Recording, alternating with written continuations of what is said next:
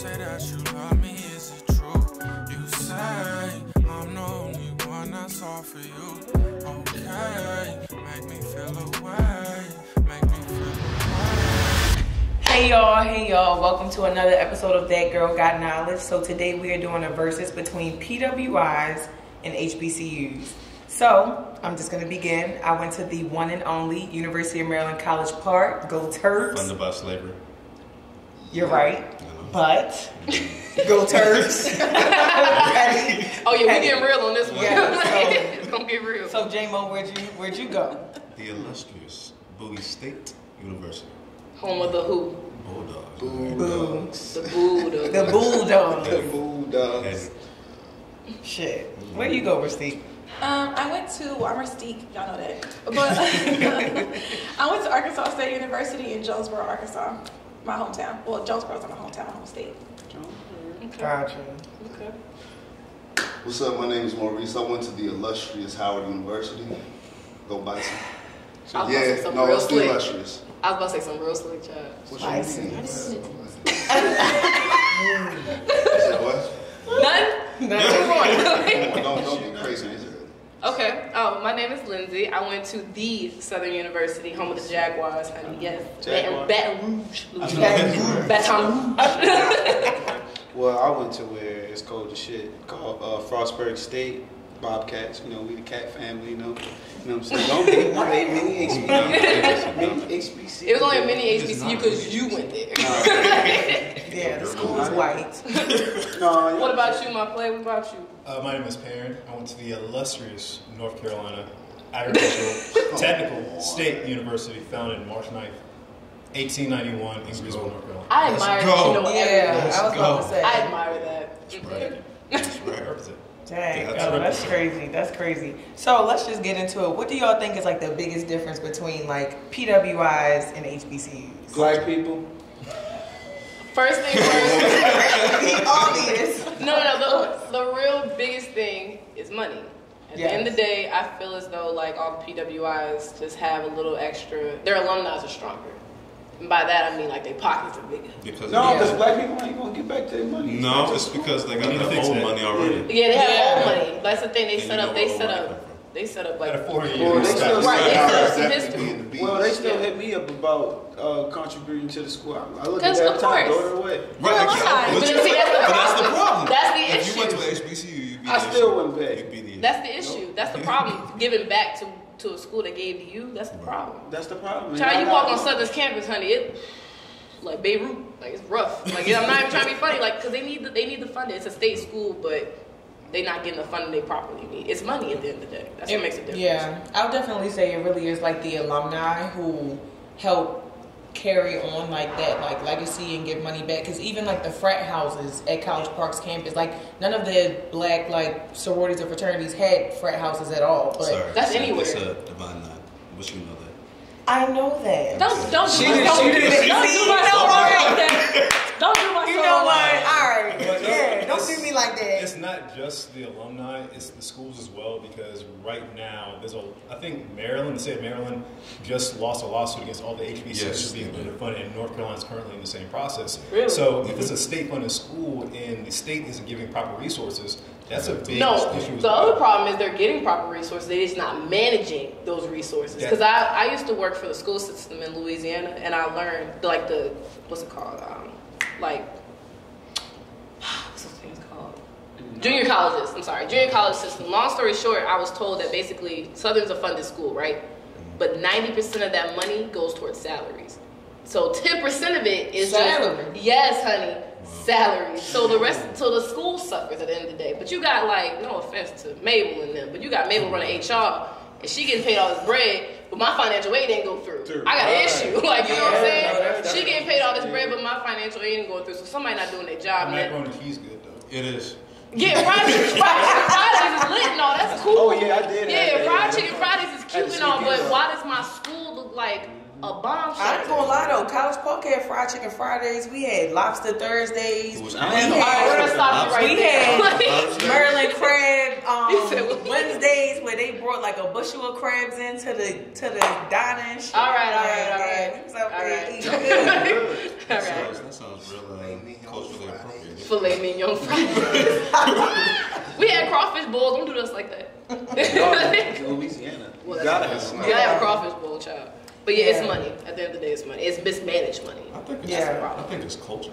Because y'all ain't got culture. I'm sorry, you have history, but you don't have And culture. camaraderie, but maybe. What college don't have camaraderie? But I mean, you're right. But it's like I feel like College Park. Like, okay, so on our campus we have the Nimburu Cultural Center where all of the black kids come together and we share different resources. We network. We do homework. But I feel like every Miss PWI Carswell was have amazing. one. Shout out to Yeah, Miss Carswell. we do have one. Shout out to Miss Every- Carswell. Yeah, no, you're right. I guess my experience at College Park was like different because all I did was everything black. Yeah. And I get that because at my school we had, like your school did, we didn't have like a place, but we had like a different organization, so like Black Student Association, or Sister, Black Brother, Student Union, stuff like Black that. Student But it was still like, okay, like for my school, I know we missed like the culture part of things. Like we didn't have D9 housing. All the white sororities. We didn't. Who does? Yeah, we didn't have And- D9 housing. But see, like some schools they do, like Fayetteville, they do have D9 housing. Girl, where? I drive past that They joint do. every week. They have, Like, they where? have a Delta house and they have an Alpha house, stuff like that. We didn't have none of that. Is it on campus? That's up to keep. But none of ours were. But that's besides the point. The point I'm trying to make is the point I'm trying to make is like we would try to do those things that like HBCUs had, like different activities, different things, different that. But the school that I went to, it was just like, no. But you see the white people doing it, and it's just like, well, they're doing it. Why? So like, I feel like people try to make the black experience better at PWIs, but it's just like it'll never be the HBCU. But that's Y'all that's school tripping. We had like No, the our houses school was and very stuff. strict. Like We it got was, the houses. I went to school in the dry county. I went to school where it was nothing but white people. Like the town was this big. Like so, the amount of black people was this big. Oh, I don't know what you mean a dry county. Like you You can't can't drink. buy alcohol. Arkansas is like that. For real. You can't buy liquor on Sundays, child. It's real good. But like, the I'm school, talking about the rest of the days. Like what you no, Yeah, you can't buy the rest of the day is 6 fine. full days for business. the What you county mean? that my school was in, you had to drive at least 45 minutes just to purchase alcohol. Get Like, some Bacardi? yes. To get Burnett's. Yes. Yeah, Mad Dog 20 I know y'all bucks. Like, fucking who was drinking Mad Dog? That's the I devil. was I freshman don't year. know. Girl, I was definitely freshman. I But know. that's because I went to school in the South. You know, the South is like the Bible Belt, especially Arkansas. Like, it ain't like they say, you can't even buy alcohol on Sundays. Who shot in the South? Arkansas, a different breed, honey. I don't know what to tell you. Yeah. It's real. I It's will real. say, like, one thing that I've noticed that might be, like, a difference between HBCUs and PWIs was, like, despite, like, you guys having, well, me specifically, I remember, like, my class size was, like, 250, like, in my chemistry class. But I feel like at HBCUs, you get that nurturing attention from, like, your professors and all that good You stuff. get the nurturing and what's the name too as well. It depends on what classes you're taking. No, I don't know. Yeah, in class size, but, like, honestly, all my professors were white. Like, they I had some black I'm not gonna professors, say though, that so they I didn't would care have about one. me, but, like, that was what I felt from my experience. Like, I was just another number. I got you. There's a difference between nurturing in size and nurturing because you are who you are. Cool. Right. Exactly. I had a teacher who wouldn't, like my papers I give were A papers. But he looked at me and be like, there's something more in you. I'm going to give you a B Right. until you give me more. Your paper's are already higher than the rest of the class, but you got to be somewhere else. No, bump that. I'm telling him I want my A, yo. Yeah. I want my A. No, but like on some real, like that's true. Like the whole nurturing thing is real because, like I said, I went to Southern. I moved down and didn't know a soul. Like I was like, I want to go Southern. My mother's like, you don't know anybody in Louisiana. I was like, fuck it, let's do it. Like let's try it. Get down there, like literally treat me like family. They took me in, got me a job at the state, like all types of stuff. Like I get down there in 5 months, not even 5 months, honestly. Like 3 months later, I got a job at the state. I'm working at the school too. Like they just looked out, and I take that to heart because, like I said, I had nobody down there, so that was the family I made, and I would have been lost if I went to another big ass school. If honestly, if I didn't go to HBCU. One of the most valuable lessons I got from the A&T was actually from a professor who was Columbia. His name was Alfredo Torres. It was a computer class, and we had to develop a web application that you could reserve a car, check out a hotel, and like make sure all the inputs were correct, all that stuff. And we're sitting in class like, as Taurus, we don't know how to do that. Right. And he's a real cool dude, but he's like kind of intimidated. He's like, so you're gonna tell me you don't know how to do this? It's crazy. It's crazy. Your professor's imprint on you. Right, in this sense, because he was like, you're gonna tell your boss you don't know how to do your job. Right, And he looked at us like, he's right, we gotta figure this out. Figure it out, so yeah. we all left and like, yo, bro, how are we gonna figure this out? And we stayed in the lab for like hours. It took us like 2 weeks, but we got it done. But it was like no one gives a damn. You better figure this out. And that's how it was at College Park, especially with studying architecture. First day we got the project, and they were like, oh yeah, we need 50 iterations of this threshold area that you're gonna design, and it needs to be done by Thursday, and it was Monday, and I was like, literally what I did just now was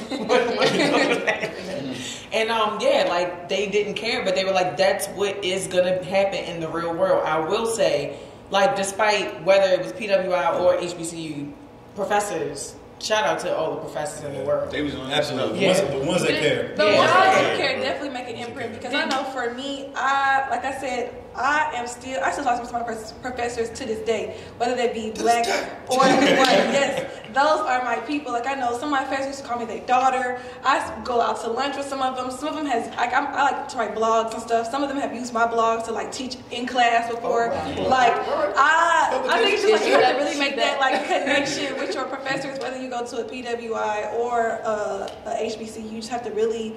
Like, I know when I went to college, I was like, I'm redesigning myself. I'm going to come into college as a different person than I was in high school, a different person than I was in middle school. Like, I am reinventing myself. So I was just like, I'm going to go hard. I don't care where I'm going. I'm going to go hard. I think another thing was, like, I don't know about you guys at HBCUs, but we had a professional development class. Yes. Like, it was like, okay, so y'all did have Yes. where they teach you how to, like... First class you got to take. Exactly. Like, They was like, see? because basically it was preparing you for the Real. Yeah. it's preparing for the whites. But basically, long story short, like, they literally, like, you gotta go in here with all this stuff. You gotta have backup on backup on backup, because they gonna look at you differently just by the way you look. So you gotta be prepared. So you gotta blow out. So I really think that was a big thing about HBCU. We had a whole etiquette class. Yeah, it was a whole etiquette class. Wow. No, seriously. We had this is the salad for it. It was how not to be a... Oh, we did Basically what happened Yeah. first semester you get they split you into teams, your class and the team, and you would get a corporate sponsor. And so the corporate sponsor for that whole semester, they just, they give you different activities, they come in and projects, talk to you. case studies. I think for us, it was some bank, I forget which one it was, but we had to go down to their corporate center in DC and have a whole like luncheon and stuff, and all of that. That's dope. See, College Park ain't teach. I still don't know which, like, the order, like salad forks and all that. Hey, I need one of y'all to sit down and teach me. Like, for real. Yeah, child. They basically, like, not to be funny, it's basically like not to be a nigga. Right. And like a public setting, like, for real, like the teacher, Yeah, a professional movement, exactly. I mean, and that actually does matter, like, because people will look at you in the room, especially if they look at your resume and you're like, oh, you came from HBCU. Let's see, are we like writing you off?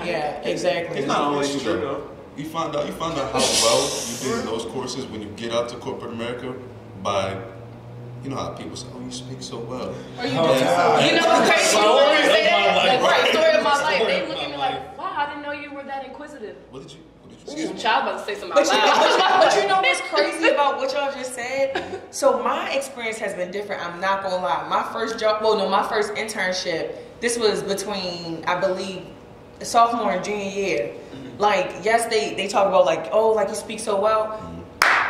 What about them Turks in my interview? That's because that's how I got the job. Maryland. I know. But that's what I'm saying. Like, that's the idea that's different from like PWIs. All they have to know is like, yeah, you went to Maryland. Like, yeah, I went to Maryland. Then you get your foot in the door by that. Like, they gotta feel like you get grilled. Yes, that too.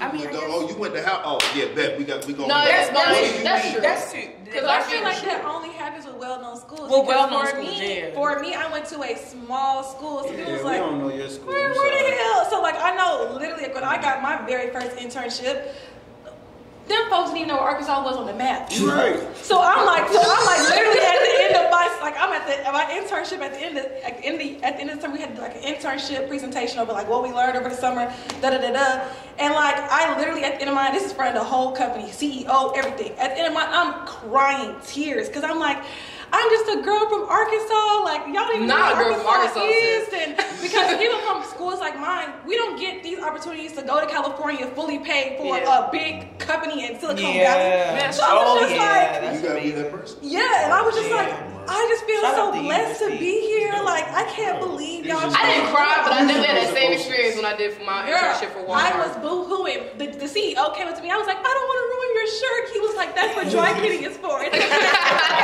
No, that's dope. That's dope. That's real dope. And speaking of high schools, I heard you say something about your high school. So, like, when you were in high school, like, what made you choose your specific schools? You know what's crazy? I always wanted to go to HBCU. My mother was like, no, hell no. Because she just, I don't know, like, because sometimes HBCU has a bad stigma. Like, whether it's like admissions or like, you know, like all they don't never. It's sometimes it could be a little wonky. It depends. Like, you know what I'm saying? Versaw's office. Right, the front office and stuff like that. But long story short, I played a sport, so I couldn't do it for my undergrad. But I knew for my graduate school, I had a choice. So I'm like, I'm going to HBCU. I don't know where the hell I'm going, but I'm going to one. So I don't know. I just, honestly, like, I don't know why I picked something. It just something drew me to it. Like, I wanted to do law at one point. So they had a JD and MBA law program. And I was like, oh, I can get into that. But I just wanted to get my master's. But I was just like, I don't know, something drew me to it to be go to HBCU. Because I wanted to go to Norfolk State, but that was out. So I was just like, let's just pick one. So I just picked Southern. I fell in love with it the moment I stepped on campus. Yeah. Initially it was, I just wanted to go to school to play basketball, so it didn't really matter. But I think it's after the first or second college I went to. I didn't remember. I always knew my older sister went to North Carolina A&T. My older brother went to Morgan State.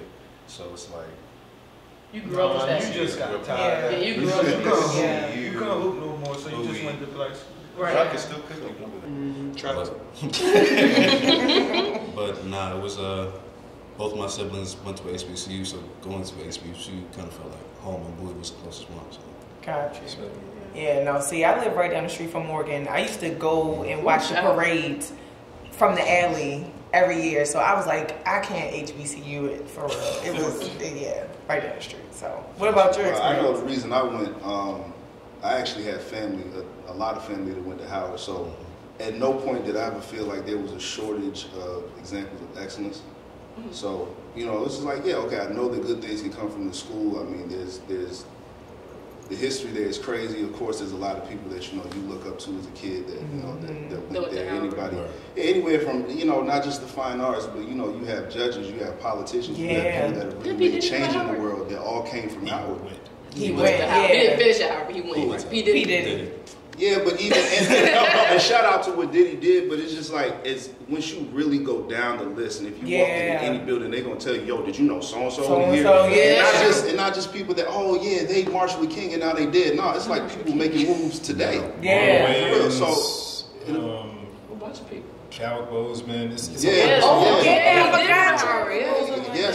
did, and I got to do a speech back there. So you know, you get to see even those full circle moments with people like Chadwick. You know, people that have come back. Toni Morrison. Stokely Carmichael. Kwame Ture went there. So, you know, there was never anything that told me that this wouldn't be a place to go. And then also when I went on campus, my mom actually went, so she gave me a tour. I didn't have to do the regular one. She was like, you know, here's this, and that. And I was just like, Mom, this feels like home. I don't want to have to go. I've always been in diverse schools, you know, from high school, middle school, all of that. But I wanted to just feel like, let me learn about black people. And not just from, we're going to take these 3 classes on Pan-Africanism and this, that, and the third. Let me just be around my people so that I can, you know, begin to understand and appreciate the nuances from black people and just all the different places that they come from, all the backgrounds that we come from. That's beautiful. Yeah. That's a good word. I feel like that's like nuance. I feel like that's usually like the story that I get from like a lot of people who did go to Howard was like there was like legacy put in place, you know, what kind of molded their experience. So that's amazing. But what about you? I wish my story was that cool, honestly. I was the first in my immediate family to go to college, and I think I don't think anybody else went to A&T, if I'm correct, and I think I'm wrong. But don't think so. I was the first. I kind of stumbled my way into it. Like, growing up, I didn't look at The Cosby Show or Different World, so I wasn't really that tuned in with HBCUs. It's Different World. I really missed a big part of that, so like, I didn't contextualize like the importance of it. So I was like, okay, cool. And we did some college tours to like Central, Elizabeth State, great campus. I was like, okay, this is cool, but it didn't stick because I was like the play video games, play sports. That was my day-to-day thing, so I wasn't really like tuned in. So somehow or another, like a lot of my friends were like, oh, we're going to A&T. I was like, oh, okay, sounds cool, whatever. And one of my like mentors, like my older brother, his name is Terrell Parker, like big ups to him. He was like, hey, you might want to seriously consider this because, you know, like me, you like computers, might want to do this. All right, cool. So I submitted my application. I didn't know we had to get accepted. I didn't know that was a part of college. Like, I really didn't. You just want to live everybody. Everybody know. Also, I didn't know your GPA was actually an important factor. Oh, so yeah. I'm telling you, I was really oblivious. Right. I really feel like honestly, I feel like A&T chose me. Like, I did not pick the school; it picked me. That's beautiful. Because I had a 2.79, which is not terrible, but considering what the standard was, that was lower. Right. So I got accepted. I was like, okay, cool, because I was nervous. And when I talked to one of the admissions people, I was like, you know what? How did I get in? Because I know it was a low grade. It's like, you had a lot of extra activities. Like, we don't just look at the grades, we look at the person as a student. GPA is only a measurement. That stuck with, like, you took a chance. Like, I'm not the smartest, like, you know, person, like, in the room, but I'll work hard. They saw that. Very true. And so for me, like, the person you see now is like the person who applied before. So they really took me and like built me from the ground up. That's true. So my story was like, I knew it was like, no, they were like, let's give this person a chance. You know, I love that. That's why HBCUs are important for real. Yeah, definitely. For real, because you give it. It's not even just the fact that you're getting a chance. There's a special kind of chance that you know be able to get as a black person when you have black people come around themselves and say, yo, we're going to educate our own. Right. For the, I mean, and yes, I understand there's histories behind it. It wasn't all, you know, something. Yeah. We started it, but yeah. Yeah, no, that's I like that. I like that. So, you know, we'll be back. Just give us a little break real fast. Back. Hi, I am Jessica Kidd, founder of House of Bombshell, beauty and lifestyle brand based right here in Baltimore, Maryland, and salon owner of House of Bombshell Beauty Parlor. Shop with us online at www.thehouseofbombshell.com and unleash your inner bombshells today. You say that you love me, is it true? You say I'm the only one that's all for you. Okay, make me feel away, make me feel away. Shawty, so then. All right, so now that we're back, I have a question. I think that we should talk about, you know, just thinking back into the past. And do you feel like, you know, the school that you chose, do you feel like you made a good decision, or do you regret the decision? Are you happy with it? I know me personally, I honestly, even though my school was not, you know, up to the hype and not a party school, I don't know if I would have gotten the same experience if I went somewhere else. I can truly say that I literally made the best out of my little college years, although I wasn't partying and stuff. The opportunities that I had, the opportunities that I got, I can say that, you know, I personally am very thankful for the school that I went to, because again, if I was somewhere else, I don't know if I would have did all of that. So it's just kind of like that. Everything happens for a reason for me. So I'm just, it happened. I went to a PWI. Yeah, that's cool. Like my older siblings, they went to HBCUs and I went to PWI. So they were all like, why are you doing that? I'm just like, I mean, it's just what's working for me, and it did. So, I mean, for me, it was okay. I have a unique situation. So I went to, I don't know if it's called, I mean, it was a Christian school. I went to a Christian school for my undergrad, and then I went to Southern for my graduate. So I think that definitely made a change. Like, I didn't have really a choice for my undergrad because it was basketball, so I had really no choice. So I think making this decision to go to HBCU, and because I always wanted to go to one, I think it made a big difference. I really enjoyed it. I should have played. I wanted to, but them girls was like 6'8". I was like, I'm good. That's how they were at College Park. Yeah. Shout out to Essence. I think Essence was like 6'9". Yeah, man. Yeah. It was like, you got to be a point guard. I'm like, I don't know what that life is like, so I'm straight on that one. What about you? We ain't heard a lot from you. Oh, no, I mean, my experience is a totally different experience. Well, how was it at Frost?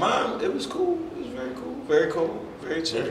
No, because you played a sport, so I played basketball, so I was busy all the time. So we enjoyed the party life. Party life was all. That's what it was all about. Right.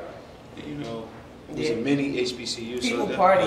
That's all we do is party. We're not going to go through this. Yeah, we're mini. We're mini. It was not. It was we not had everything. We had everything. We had everything. Frostburg is white. Yeah, you're right.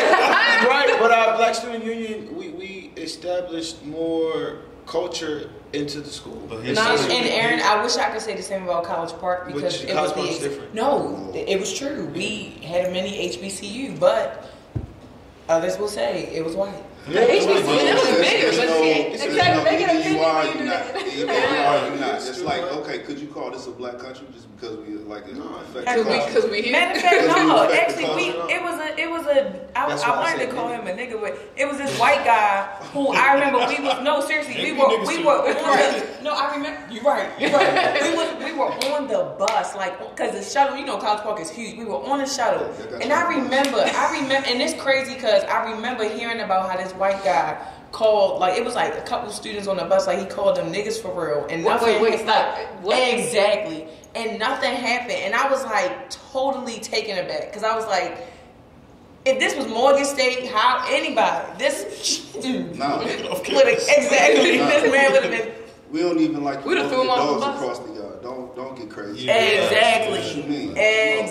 So I was like, this is crazy. Like, I definitely experienced the same thing. Not to get too off topic. You got caught. No, I didn't. But I'm just saying, I never did, but I did. Like, not to change gears way too much, but I definitely experienced that. Like, where the white people would be very much into like black culture, but wouldn't like black people around. Exactly. Like, it's been times. No, it's been times like we tried to. Like, I remember like my freshman year, because after that I didn't go to parties anymore. I didn't care.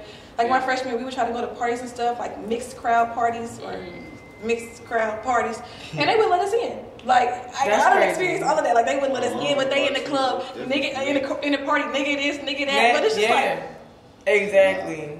Very much near white people. And then all the very much near white people. It's a different experience because I play basketball, so it's like everybody. So you was good everywhere. Yeah, because you was an athlete. I'm a regular person. He's like Visa. Like I'm good everywhere. And I recall the times like where we beat Duke and it was like a whole riot. They started a whole fire in the middle of Route 1. Yeah, but then when it came to us actually wanting to protest, it was a problem. Like it was real weird. Like real weird. But yeah, back to the topic. I definitely feel like going to College Park, it did help my career though.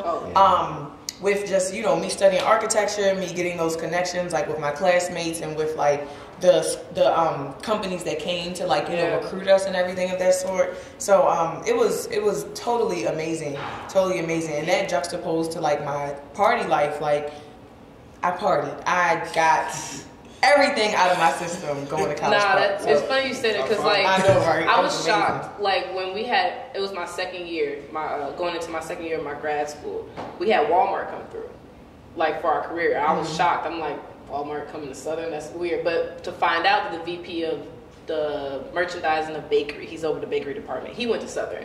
So he made it a point. Exactly. He made it to like, I have to get them out there. I have to get Walmart in there because we have to get black people in this company. And I interviewed. I didn't hear anything back. I was like, I didn't get it. Like I didn't get it. Turns out I got the internship and then I got a full-time job. Yeah. So now I'm working for a Fortune 1 company.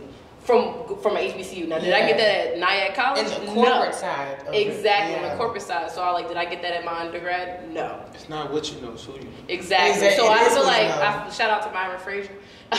He really made a big difference because he got in there. He made sure that HBCUs had, they had the platform. And I couldn't be more grateful. Now, as far as like that made a big difference. And partying, we're gonna talk about that later, child. Partying was different, child. My first semester of grad school, because I didn't have that undergrad. I went to a Christian school for undergrad. I lost my damn mind, child. It was real ghetto, but it was so much fun. I ain't gonna hold you. What, the Christian school? No. I'm talking about Southern. My first semester at Southern, between Bayou Classic. Come on now. Everybody know about Bayou Classic. Yeah, I know about that. Oh man, Bayou Classic, Homecoming, Crawfish Bowls, New Orleans, losing my mind. But it was honestly like I had to get that out of my system. But it was probably like the best time of my life. I'm not even gonna. Down south, HBCU is different. They a different breed of like them. They don't sleep. I'm like, y'all niggas not tired. No, they do. I'm tired. Exactly, tired. Yeah, I'm tired. But it was honestly like the best time of my life, and look like how it turned out for me. Like I'm really working for a Fortune 1 company. I can't be more grateful for that. I credit Bowie as far as my career goes. I credit Bowie for everything. Because initially I went in there with I went to school to play basketball. Then everything I've learned and that I knew coming from high school to college was, you study, you do well, you get a job, you work that job, collect your pension, retirement, you're good. When I got to Bowie, my major was business administration, concentration, small business entrepreneurship, and then modern philosophy. But my entrepreneurship professor actually owned businesses. Wow. He actually knew what he was doing. The rest of the professors, you just get your education, come back and teach. Yeah. But he was I actually left Bowie State after 3 years, so I didn't finish. But he was the one that prompted me to do that because I felt like Bowie prepared me to be able to do that without having to get a degree. So now I have my own. Wow. So you don't want the degree though? You wouldn't like that as a. But you finished? Did you finish school? No, I don't. No, he didn't. This one because I'm doing what I went to school for. I That's have my own awesome. businesses, thanks to some of the professors I met at Bowie and how they taught me and showed me how I actually am. Like growing up, I had these ideas and these thoughts, and a lot of times I hear, well, you're no still jobs. He went to private school. I admire that because I got my master's in entrepreneurship, but I don't know. I just didn't have the guts to do it. But I like just learning, and now I'm in of course Walmart. Like I could take that type of learnings and just go off on my own. But I admire that. That's amazing. I didn't know you didn't finish. I also had a teacher just like that, J-Lo. That was my girl, Miss Macklin. Oh my gosh, love her to death. She was like one of the hardest classes I ever had because she treated our class as if she structured her class in the fact because my major is strategic communications with emphasis in PR, social media, advertising, and I had a minor in marketing. So she treated our classes like an agency. She came in, she was like, because she was the only teacher that I actually had that was still in the business. So she was like, she came in, she was like, what's the name of your agency? So every week we had a different project. And we had to come in, present it, have money, have budget, have this, have that. Smart. She was the only teacher that I had like that. So then my second internship when I moved to New York, I worked at an agency. And I was like, go. Yeah, so you already knew what was going on. She was the only teacher who had. Now I'm grateful for my other teachers as well because I did learn from them. But I was like, Miss Macklin was the only person who she would grade us hard too. Like I would get. She probably wanted to just jump to the chase. Like no, she was like, so how does this make sense? How is she gonna profit from this? What's the budget? I don't see this. This don't make sense to this. She was going in, but I was like that. I said, I don't understand, girl. Like what are you talking about? But no, she was the same way. And to this day, I was like, it makes sense. Yeah. All these internships and all these jobs later, it makes sense because that's what they do in the real world. And I thank her to this day because because you ain't got just teachers teaching out of books that are that's the problem. I feel like that's the issue, teaching out of a book. Like no, we need experience. Yeah, you need experience. That's what these jobs looking for. Because people don't care anymore if you have a degree. Right? They don't. You can take an online class, call it a day. You can teach yourself anything. Yeah. Anything. Yeah. YouTube University, crazy. Yeah. So wait, what about your experience like going to Howard? Like how was that like party? Your how did it shape yourself? I'm not gonna talk too much about the party. I know we want to know about the party. It's homecoming, shout it out, and whoever you took, we don't have to talk about it. I've been to a couple of house. I believe it. House parties was crazy, clubs was crazy, like to the point where it's like, everybody had the official so and so, because if you put, we the Howard after so and so, it's gonna be lit, and that would happen. U Street was ridiculous. Oh, we gonna talk about the party. We gonna talk about the party. I feel like we already know all that. Yeah, it was. But I mean, just as far as the opportunities, though, it's definitely helped. I went to school. I got a BBA with concentration in marketing, and just the thorough education that you're getting out of school would be. I know that I've used it in situations to add value to wherever I was, to the point where, hey, you brought me to do this, but now we got to think about extending your role into X, Y, and Z because, okay, I can look at, this from this perspective, okay, but how does this match up with the numbers and, all of that different kind of stuff. And then a lot of soft skills also. There's a cultural thing that you're going to get just from being at Howard. I mean, at least I know when I went there, there's something that I definitely got. I wouldn't have gone to another place for undergrad. Gotcha. Definitely not for undergrad. Because one of my mentors actually told me, he was like, wherever you go, you can do college for the rest of your life. You can only do undergrad once. Yeah. So then 4 years and 5 years and 6 years, however long you're there, however long you're there, there's something special. Yeah, there's a route that you build. Yeah. Like I could go to, like my mom, she went to Howard, then she went to another school for her MBA. And she was like, yeah, I mean, you know, I think of that grad experience fondly, right. But there's something different, especially when you're in that time of your life, you know, 17, 18, early 20s, that's going to grow you as a person. Like how you said, I'm going to go into college as one person, and I'm going to come out another.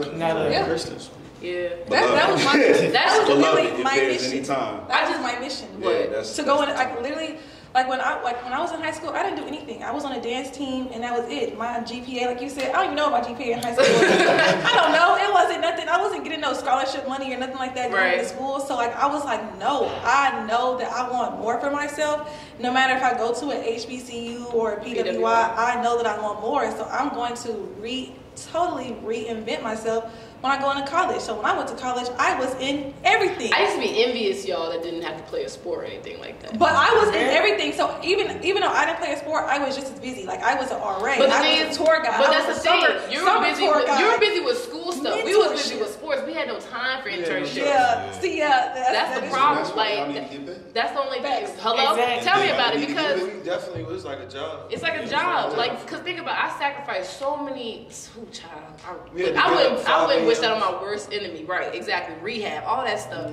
You sacrificing your time and you missing out on times you can do internships and things like that. Like, that's why I was so shocked that Southern and Walmart took a chance on me, because I didn't have time to do internships. I literally went to that interview. I was like, look, I have no experience in marketing. I can teach you stuff out the book, but as far as experience, like real life experience, I got nothing. And they took a chance on me. I don't know if it was because I went to HBCU and they just saw something in me. I don't know if it's because I presented myself, but you wasting all that time, son, with your undergrad, especially go to a PWI and you play a sport. Like, they really just trying to get you on a sport vision. They're not when you're done with sports, it's like, dang. They don't care. What else can you do? What else can you do? You got so much time in your day, so you got to find out something else to do. You feel like you should have got paid? Huh? You feel like you should have got paid? I wish we did. Hell yeah.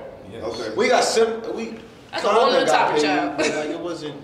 It's not enough. It's not enough. Yeah. You sacrificing your growth for them. Yeah. Did you play any sports or anything here? Not in college. So in college, I was very into, I'm not gonna say the books, but the keyboard, because in undergrad I was assistant administrator. So in the College of Engineering, we had different departments. So I worked under Dr. Evans and Effort, who was like the IT person. So he was like, hey, if you want an opportunity to learn, work under me. So every other day I was either fixing something or configuring something, set up a network. Is that your degree, engineering? Computer science, yes. You didn't want to come to Southern? They had a good engineering program. It's not better than engineering. No. You heard it here first. I am offended. Bing bong. Bing bong. Look at the stats. It's No, it's fine. I'll let y'all have that. Number one in engineers across the board. You got it. Across the board. It's fine.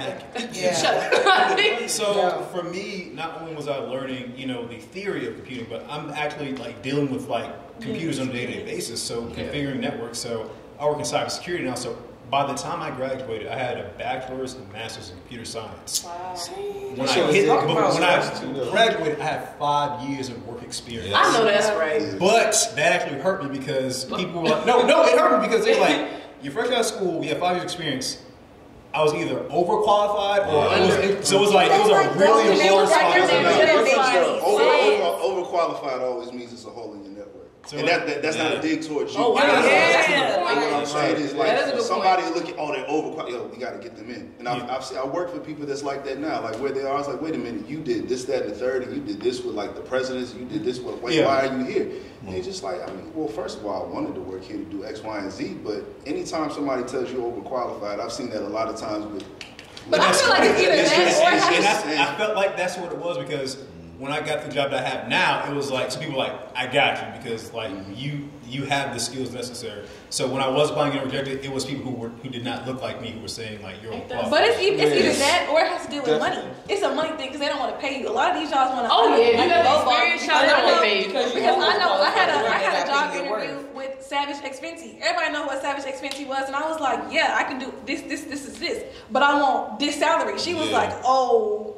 Yeah. And that's another thing. Oh, you're great, but I can't. Oh, Miss Riri in her ass whooped. She should have paid you, child. Yeah, she should have paid you. And I was just like, wow. So they were telling me that I was quote unquote overqualified, but it was just a lot of the times it's either that or it's just they don't want to pay you, which is the sad part about it. They don't want to pay you your coin. It's like you get your paper up. Their job. They don't want to pay you the comes in, whoa, his resume bigger than mine. But you know the way around that is instead of when they ask for your salary, you ask what's the budget for this position. So it's not. So now you're not lowballing yourself. I want 75K.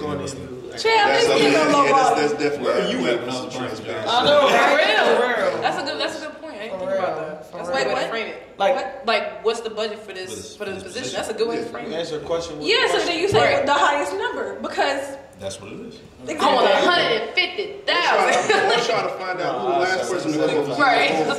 How much it's actually Howard alum. Her name's Victoria. She's a journalist, and she was leaving some company. I seen it on Twitter. She was leaving some company. It was like, yo, whoever's applying, this is how much I made here on this role. So if you go in there, you need to at least ask for this, that, and the third because I know that they got the bread for it. Yeah. So I mean, if you can do your research, hop on LinkedIn. That's one thing I like to say about like our generation is I feel like our generation. Oh, we're not going for that. We're very much transparent. No, I made $60K at this last job. So if that's what you're looking for, cool. If that's not what you're looking for, then go about it. And it's so weird because like our parents, they like whisper. Like I talked to my aunt, she was like, y'all really talk about how much y'all get paid? You damn right. Like we see TLC stories. We don't want to. Exactly. It's on top of that, it's like what is for me is for me. Like it won't pass me simply because I share what I'm making or anything of that sort. And it's not even that. It's just the fact that like we literally are all young and getting it. Okay, like you can make 60K, you can make six figures. That don't mean I'm never gonna get 6 figures or I'm never gonna get to this. Exactly. We all in different places, but it's just like the transparency of it all is just, it is what it is. Okay, like there's a huge pay gap in this world, even between whites, blacks, black women, black girl, black man, all of that. But it's just, child, I saw how much my other when I was an intern, I saw how much my other interns got paid when they got onboarded. I was like, damn. I got lowball, like for real, and you could have negotiated. I'm like, well, ain't nobody tell me that. I feel like I got cheated at least 15 grand. You live and you learn. You live and you learn. You do. Yeah. That next, I want 150. That's why you gotta get that back for the next time. Y'all low 20, y'all owe 40 for the next time. Period. It's so funny because our quote of the day was "sucks to be understanding but not understood," and I feel like that quote was mostly for like the division between PWIs and HBCUs, but I feel like it is actually like what makes all of our experiences very similar. So yeah, like with that being said, we'll be back. You say that you love me, is it true? You say I'm the only one that's all for you.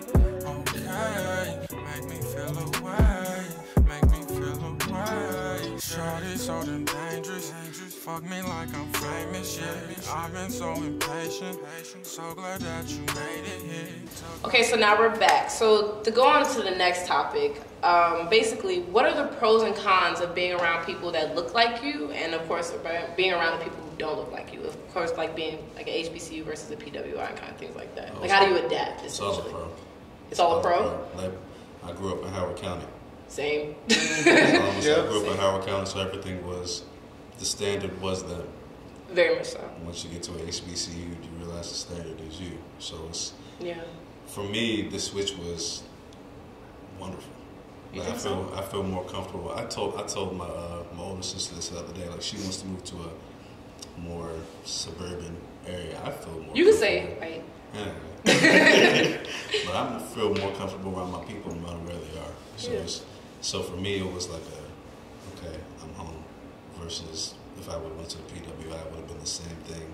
Yeah, as growing up. Yeah. I don't know. I feel like that's what the pro is though about a PWI is the fact that like you're able to adapt. Yeah, it's not that, but it's just like unfortunately, when we go into corporate America, it's not always just gonna be us. Right. So it gave I know for me, especially being in like the clubs and organizations that I was at I was the only black person. It would be me or one other person or me, and that's it. And then, so that kind of like set me up to be able to adapt when I got to corporate America because again, here I am, the only black person on my team, or here I am, the only black person in this area. So it allowed me to be able to be like, okay. But it's actually interesting though because I feel like it almost can be a con at the same time. Because I know when I was at my last job, I had a mentor and she's also like a soror, and she was like, why do you come into these meetings like that? And I'm like, what you mean? She was like, I follow you on Instagram. On Instagram versus you at work is not the same. And that's why Aaliyah, which was our vice president, she's black as well, that's why she hired you.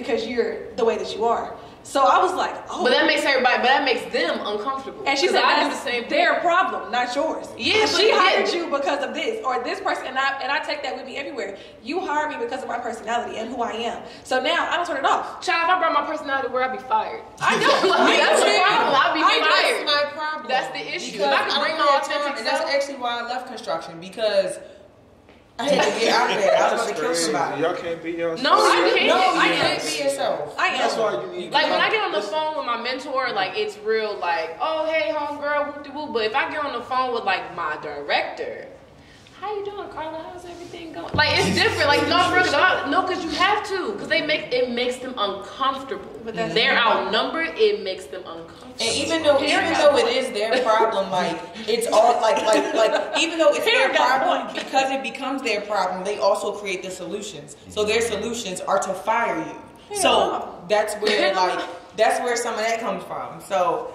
yeah, I think this is a very nuanced issue, because I think that for Black women, it's a completely different game. Because I know if I step in the room and kind of like not saying going down, it's like a fear/respect. Whereas you guys have to work twice as hard. So I think that because you're women, Black women, it's that you 10 times harder. It is, and I can't be like, oh, it's just no. We acknowledge that's a thing. 10 times harder. Really big thing. I have like our SVP is leaving. Older white man. He's cool as hell, but his step down from him, she's a Black lady. She went to Harvard. She's very reserved and everything. But I know when she leave work, she get down with the get down. But I know but you have to bring yourself a certain way, especially when you hire up, or just in general corporate America. You got to bring yourself a certain way because they're intimidated. You roll your eyes. You might say something. You might suck your teeth. They gonna take it a different way because we're Black women. Yeah, they have attitude. They mad. I feel like it also though depends on where you work at, because now that I switched from where I was working to working in tech, it's a lot different. So like different how? Like, is it better or is it worse? Better, because everybody is chill. So I come into meetings with my scarf on and be like, "Child, what you doing?" And that's not though. Like that's what I'm saying. It depends on where you work. So that's what leads to the pro or the con. It's the environment. Because it's just the environment. So at like McCormick, I was not like that, but I was still girl.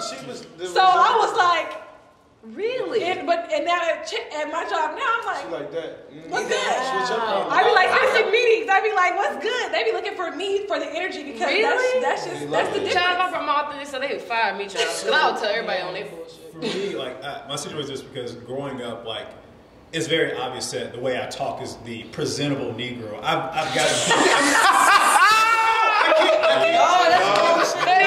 I'm the quota. Right. Here I am. I'm the diversity. I'm the Black kid that all the white kids felt comfortable being around. And it didn't fall on me that it's like, why did they act different around me? Because they felt comfortable because I sound a certain way. It's like that in my family. If you look at me, look at my family, it's like, how did you turn out this way? They like real... Look. Right. No, I feel like ain't nothing wrong with that. I'm dead serious. I'd call relatives and they hang up on me because they think I was a bill collector. That's hey, how that son. was. But I understand that. You sound like a bill collector.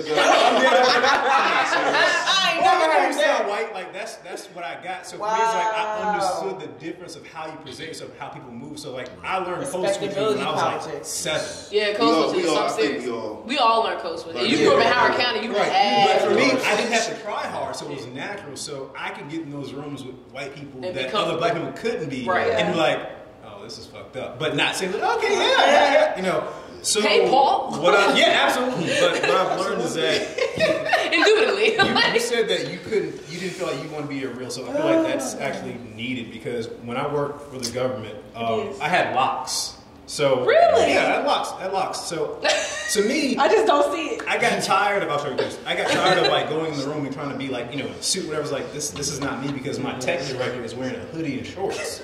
White dude, and I'm like, you know what? I'm gonna do the same thing. Right. So I'll be walking around like with a hoodie on, some Timbs, with the butters on. Yeah, that's right. So the bitch was like, "Hey, how's it going? Pretty good in yourself?" Because for me, it's like I want you to see the person on the street with dreads. Exactly. That person can do the same thing and be very eloquent. Speak to the same. I hate that. Because my boss like, "Oh, your braids are nice." How long did it take you? Like, girl, you ain't got to know all that, child. Right. What we got to talk about today? Like, and I feel like, and granted, it's like, I feel like it's up to every Black person whether or not they want to, how they want to deal with a white person. I feel like there's no right or wrong way to do it, because it's up to you. I feel like, they're like, hey, pay your hands. Like, yeah, they're called locks. Would you like to learn about them? Because, like, I was like, I'm going to school you because the next time you go to another black person, you know, like, hey, I need to be careful what I say. Yeah. What I've learned is with white people in corporate environments, if they really don't know any better, it's not your job to fix it, but I look at it like this. If I don't correct them, it's going to be somebody else's problem. Like, if I can correct them now, maybe when she deals with it, it won't be as bad. Like, hey, whoa, hey, look, I know you said like dreadlocks, but just say locks. Dreadful is a native conversation. Give them that game. And it depends on the person too, because some white people very much are just curious. They really do. Yes. Like my manager, she's very cool. She's from Australia, so she's just like, so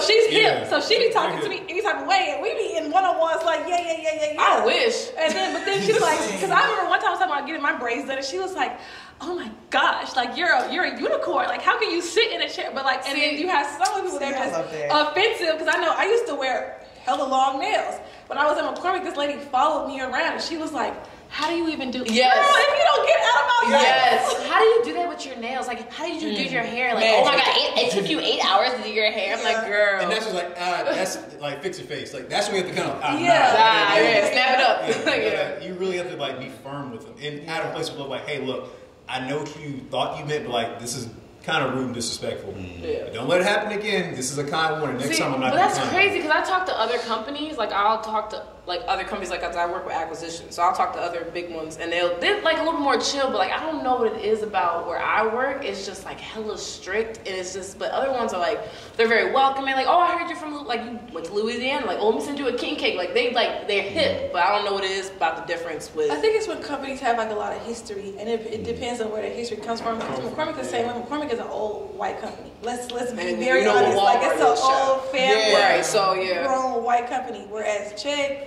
is fairly new. Like new and my parents don't even know what Chegg is. Only people our generation and down pretty much know what that is. So I think it just really depends on like where the company comes from versus like where it's going to present. That's why I can't be the way I am at my job because of. I feel that. Yeah. And who you work with. Like with me working in construction, it was heavily white male dominated. So like a lot of my experiences as a black woman, I like was not able to kind of like either share with them or be myself. Like I realized like working in that space is like I'm a black woman, so like black woman, black man, like I can relate to of course a black man because we're both black. Black woman, white woman, I can relate to white woman because like you're a woman. But black woman, white male, no. Like there's no way that we can totally relate unless you're open to hear me out.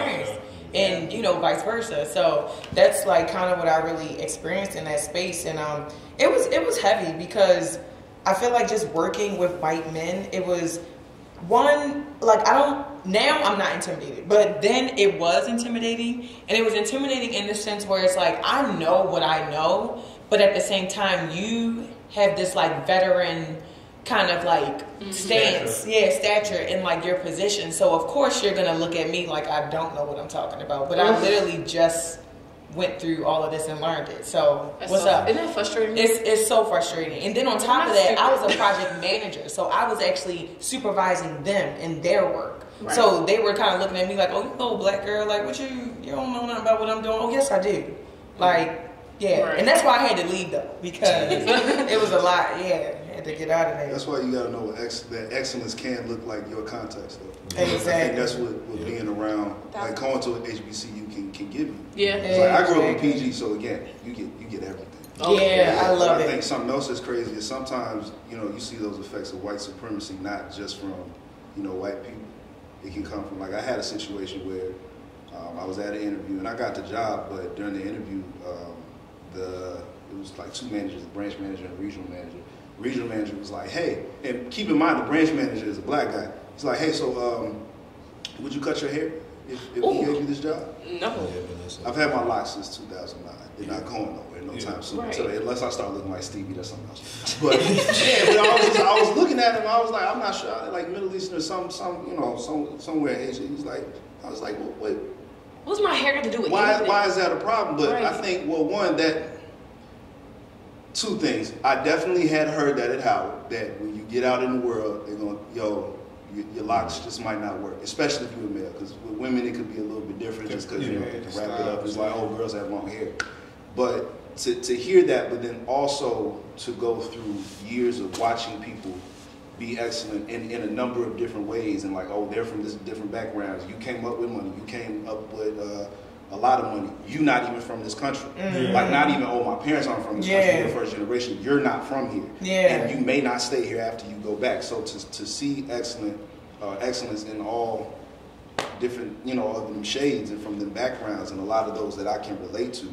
Then when you go out in the world and somebody's like, oh, well, tries to pass off a stereotype on you, or, talks to you a certain way, there's a pride and an understanding to where I don't feel intimidated to have to adjust myself to be more like what you consider normal. Do you ever let your guard down once you get comfortable with the person? What do you, I mean, like, it depends, because in a professional sense, I'm not going to let my guard down. No, I totally agree. But, like, do you get a little bit more comfortable? Like, I feel like after a certain point, like, certain people that I talk to, I get a lot more comfortable with. Within the guidelines of professionalism, just because I've seen professionalism. Well, that's all. That's a very interesting. I'm not going to get into like the stand up straight and you got to have the tie and you got to talk like this and move like that. No. But I'm just as far as keeping business. Oh yeah. That's what I mean. I'm not saying as far as whether or not how high is your skirt, or what your pants look like, or what colors are we wearing, what color is your hair. Do you have a nose ring? None of that. I mean, just as far as like, I came here to do a job. I'll be cordially respectful with everybody to make sure that we do this. But I don't know. I guess it's just so interesting to me, because the reason why I asked that is because back to what my mentor said. I don't know. I guess like me personally, and I know again our generation, I feel like we are just defying the odds. I feel like I do things on purpose to make people uncomfortable. I'm not even trying to be funny, but like I used to wear my long nails because that's what I want to do. Right. That don't mean I can't do my job. I show the budget meetings with the SVP, sweatshirt and all, child. Like no makeup. Like this is my budget. This is it. That. In college, I would have hair down to my. That don't mean that I can't do my job. Period. Who cares? To me, it's just like I hate that word of like professionalism, and then I hate the fact that we have to like code switch. Like, so literally, ever since you told me that, I will never do it again. Like I know how to be professional in the sense of like I'm gonna get my work done and this and that. But it's just like, no, you're gonna get my southern accent. You're gonna get how I talk. You're gonna get how I dress, all of my that, nails, my hair. That should not depict the work that I do. And I don't know. I feel like I know I can't single-handedly change the world, but it's just like, just because it's been one way for this long, why does it mean that it has to be? Oh, honey, I show my nails and all types of shit on work. So don't feel like you're the only person doing it. No, it's not even that. I'm just saying, like, in other senses in life, like, why is it that, like, just because it's been X way for all of these years, it has to continue to be the same way? Like, people I don't like change. Breaking tradition. You gotta create your own, honestly. Like, I just knew as growing up, my father always said, because he recognized early that our family, including me, was intelligent. So naturally, me being a black man, they're gonna fear me initially because of I'm big, my stature, my color. But the moment they find that I'm intelligent, they're gonna fear me even more. So they're gonna be scared of me regardless. Right. I just gotta do my own way, which is why I'm an entrepreneur. And like you were saying, that's none of your business. It's not your problem. It's not. And like I feel like once you figured it out, okay, and I consider my job. So you can't tell me that I'm not doing my job. You can be mad that I look like this, or I talk, but you cannot be mad that my job is not getting done. It's the same way, like that we're working from home and stuff. Like I can finish my job in 2-3 hours. I ain't gotta sit this 9 to 5. I do not have to sit here all day. Yeah. Did you do the budget? Yeah, girl, I did it yesterday. Like I don't have to sit here all day. Like traditions are breaking down because of COVID and where the world's going now. I don't have to show up, like you said, prim and proper. If I want to show up my 9-inch nails, that's how I'm going to show up. I don't have to work from 9 to 5. I can work 2 hours and go about my day, go to Target, do what I got to do. Like, it don't have to be the same. Like, they just have to understand that. That works change like this. But it makes them comfortable. At that, I think it's important to understand that there's nothing wrong with tradition. There's nothing wrong with feeling comfortable in your own culture. That's for us. That's for anybody watching. Right. But your culture should not be so rigid, at least in my opinion, to where somebody else presents something else that can still work. Right. And they just come from at a different angle. We can't do that. And that's within black people as well. Yeah. Let's not act like, I was on Twitter and someone was talking about even how much just the speech in us changed. Like, you can tell when somebody kind of grew up in the 70s and they got like they sound like Fred Hampton and they pull out certain, like the people. I am people, Yeah. But it's going to look different interculturally is going to look different in between cultures, in between, whatever background, religion, whatever you come from. You should just be willing and open to accept somebody else's excellence. Yes, I love that. Yeah. I love that. So then next question is, do you feel like we can still be unified, just as people of color, despite, the fact that we either went to a PWI or HBCU? 1,000%. Absolutely. Yeah. 1,000%. Sure. Because if I can't be unified with you just because you went to Georgetown and, the president of so-and-so got whatever, how could I be unified with somebody who's from continental Africa that didn't come from no culture at all, that wasn't listening to the same music? Like, black people, we all black people. Now, I'm not for the mini HBCU thing, but I'm not going to validate you because you had a you had a very real one. And if we're going to look at people's blackness is invalid or valid based on their proximity to whiteness, well, what the hell have we all done? How can we consider ourselves that when literally you're usually, a lot of us are in a country, in a space, in a company where that might be the ruling thing. Right. Mm-hmm. Does that mean that you're not that and that? No, that means that you have your own story and that there's something that I can have. I love that. One thing I will never do, because it happened to me, is I will never question another person's blackness. That is one of the most painful things that you can do to somebody, because of the way I sound and talk, I've always went, oh, you little Oreo, whatever. And it hurt because I'm like, yo, I like the same stuff you do. But because I present myself in certain ways, like, you're close to white, but I learned to forgive them because they didn't understand that was kind of put on them. I remember my homeboy Latarius, his name's Latarius, was like, that's the blackest name I've ever heard. that's like my bro, like real cool. He was like, yo, P, you like a nigga, but you're not a nigga. It took me years to understand what he was trying to say, because I was like, what does that mean? But he, to the best of his ability, was trying to articulate, you are black, but you're not conventionally black. But I took it personal because I didn't understand it, but that was the best he could articulate based on his understanding. It's not how we code you. I love that. Like how they talk about queer coding, black coding, all that, how you can look at okay, this is the persona that makes up this. Yeah, everybody should have saw Baby Boy. Everybody should have saw this. Everybody should have done this. Everybody should have done something if you're black. If you have a black card, it's a black card, as they call it. So never question anyone's blackness, regardless of how it fits to yours. Never question it, because you don't know what their intentions, where their heart is. Just because you don't agree with it doesn't mean it's right or wrong. Yes. And you don't know where they came from either. So exactly. You don't know how they were raised. You don't know the things they went through that made them the person that they are, but that doesn't mean that they're not. I always felt I was too, at one point when I was growing up, I always felt I was too black for the white kids, too white for the black kids. It was a mess, child. I was in the middle. Yeah. No, I said, fuck it, I just do my own thing. No, that's real. Well, I want to thank all of you guys for coming out today and sharing your experiences with either you attending a PWI or HBCU. This is a great talk. I love how we, kind of steered the conversation into a more unified, space, and we all kind of experienced the same thing, despite whether us going to a PWI or HBCU. So thank you. Thank you. I know. Thank you for just another great episode of That Girl Got Knowledge, and we are done. So, You say that you love me, is it true? You say I'm the only one that's all for you.